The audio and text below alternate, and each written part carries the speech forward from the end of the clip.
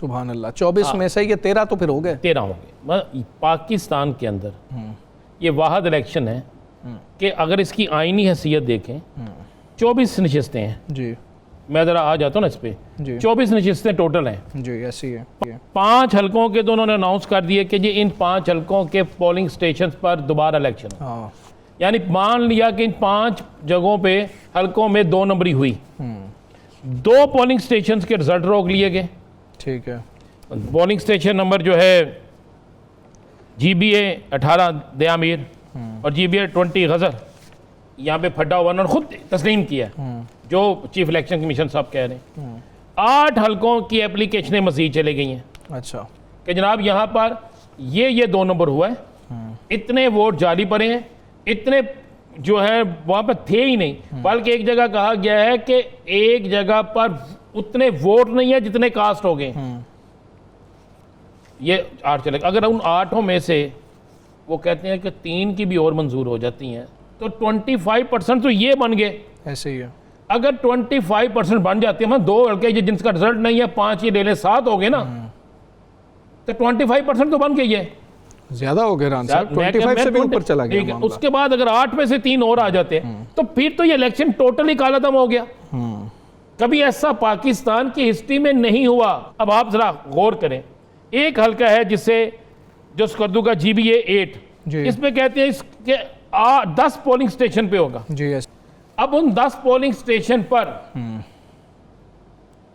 कौन हार मानेगा या कौन जीतेगा? इसमें MWM के जो हैं वो जीते हुए हैं और पाकिस्तान पीपल्स पार्टी दूसरे नंबर पर है, और अभी तक जो हमारे पास नंबर सामने आया 329 वोटों का फर्क है जी। 10 पोलिंग स्टेशन में रीपोलिंग होगी।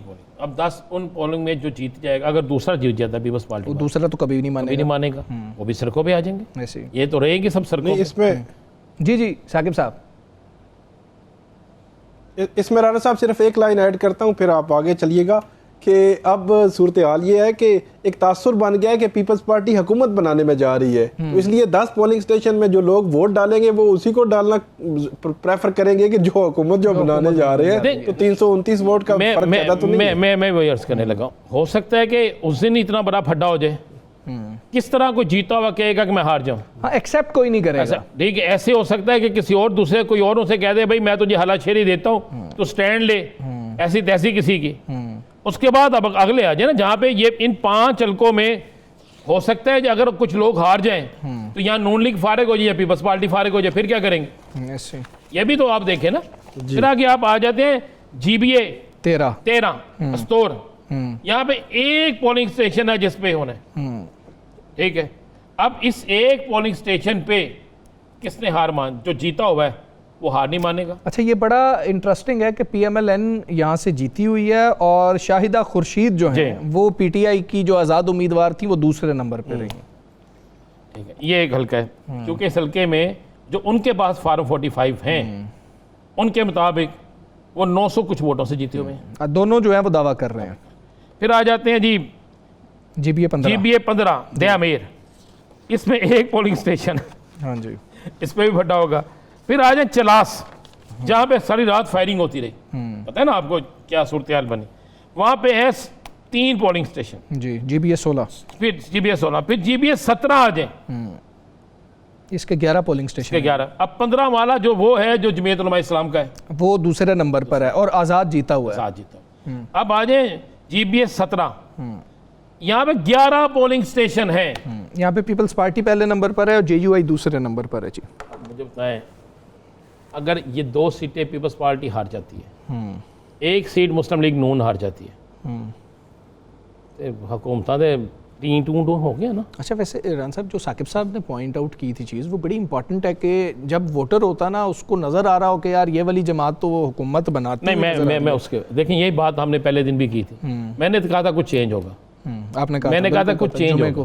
आप देखें कि मुस्लिम लीग नून वफाक में बैठी थी, वहां पर आकर वो मिनिस्टर बैठे थे जो ऐलान कर रहे थे, जिनके पास कश्मीर का सारा जिनके पास फंड्स थे। ठीक है, अब बन गई। अब मामला ये नहीं है, इस इलेक्शन ने एक चीज दिखा दी है कि सियासी जमातों का नजरियाती वोटर जो है ना, ठीक, वो अब ये नहीं देख रहा किसकी हुकूमत बननी है किसकी नहीं बननी, वो जिद में निकलता है। जब थोड़ी जगहों पे इलेक्शन होता है ना, तो फिर वो इलेक्शन बड़ा टारगेटेड होता है, हाँ, टफ भी हो जाता है, टफ भी हो जाता है। फिर हर शख्स जो जीता हुआ है ना पूरा जोर उस पे लगाया उस जाता पे है। लगाता है, जो हारा हुआ है वो अपनी जीत के लिए करता है। यहाँ पे योजना भट्टा अब 8 एप्लीकेशन हो रहे हैं। अगर आप हम दिखाएं जो लोग आज भी रोडों पे एहतजाज कर रहे हैं, जो आज भी लोग रोडों पे बैठे हुए हैं, जो आज भी ये कह रहे हैं कि हम इसे किसी सूरत कबूल नहीं करेंगे, जो आज भी कहते हैं कि हम उस वक्त तक रहेंगे, तो इन इलेक्शंस की डेटों के बाद, इन पोलिंग स्टेशनों के रिजल्ट्स के बाद जी। तो वो और ज्यादा बैठेंगे। और अगर वो और ज्यादा बैठ गए तो फिर क्या होगा? ठीक है, फिर अगर वो अदालतों की तरफ, मैं नहीं कहता अदालतों से क्या होना है क्या नहीं होना, लेकिन क्या साकिब चूंकि बहुत बेहतर इससे जानता है, साकिब को कानून का सारा पता है, लेकिन मैंने जो चीज़ें देखी हैं, मैं एक छोटे आम से स्टूडेंट्स के हवाले होने की हैसियत से मैं एक बात कर रहा हूँ कि हजूर 25% अगर रिजल्ट मुतनाज़ा हो जाए, मुतनाज़ा खुद मान ले चीफ इलेक्शन कमीशन, अवाम तो ने तो कहा सोखा है, चीफ इलेक्शन कमीशन खुद मान ले, ये कैसे हो सकता है कि आप कहें कि एक देग में जनाब एक दाना जो होता है ना, अगर वो खराब है ना तो बाकी देग ठीक है? नहीं हो सकता ना, ये मुमकिन ही नहीं है। अगर एक जगह पे झगड़ा हुआ है या एक जगह पे जाली वोट पड़ा है, तो क्या वो जाली वोट दूसरी जगह पे नहीं पड़ा होगा? क्या उसी पोलिंग स्टेशन के अलावा किसी और पोलिंग स्टेशन पे नहीं पड़ा होगा? तो यार ये तो सारी देग ही खराब निकल आई। अब तो इनको नई देग पकानी पड़ेगी अगर ये चाहते हैं कि गिलगित बल्तिस्तान जैसा अहम तरीन, वहाँ पे पढ़े लिखे लोग हैं, मुखलस लोग हैं, मोहब्बत करने वाले लोग हैं, वहाँ पे वो इलेक्शन करवा दें जो इलेक्शन सबको एक्सेप्टेबल हो। ठीक है, अच्छा साकिब साहब, किसी को एक्सेप्टेबल है या नहीं है? नून लीग ने एक्सेप्ट कर लिया है इसको और अपनी शिकस्त भी वो तस्लीम कर ली है, लेकिन हाफिज हफीजुर रहमान साहब जो हैं वो अभी भी कह रहे हैं कि जो same number peoples party claim कर रही है वही नंबर हमारे पास है। लेकिन साद रफीक साहब ने एक बड़ी जो है हैरानकुन बात की, उन्होंने कहा कि हमारे पास पार्टी फंड्स उस तरह से नहीं थे जैसे पीपल्स पार्टी के पास थे।